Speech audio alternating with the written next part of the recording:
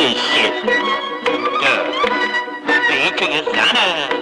آره، اما وقتی بری سراغش سرکله یارو قولم پیدا میشه. بابا این تفلکی چه گناهی داره؟ یارو قوله رو نشونم بده. من که نمیشناسمش. بهتر بری از خودش بپرسی.